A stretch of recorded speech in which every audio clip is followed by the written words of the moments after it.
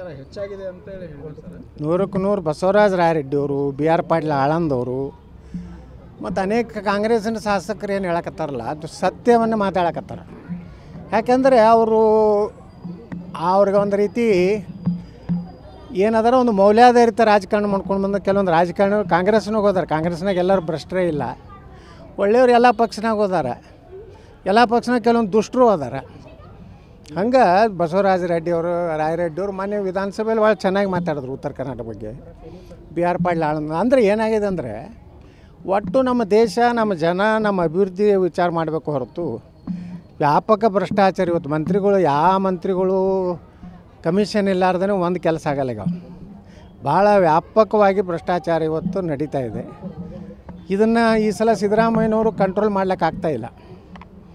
ಅವ್ರಿಗೂ ಮೀರಿಬಿಟ್ಟಿದೆ. ಯಾಕಂದರೆ ಅವರ ಕಾಂಗ್ರೆಸ್ನಲ್ಲಿರೋ ಜೋಡೆತ್ತುಗಳಲ್ಲಿ ಒಂದು ಎತ್ತಂತರೂ ಅದು ದಿನ ಎದ್ಕೊಳ್ಳೋ ನೋಟ್ ತಿತ್ತೈತಿ, ಹುಲ್ಲು ತಿನ್ನೋದಿಲ್ಲ.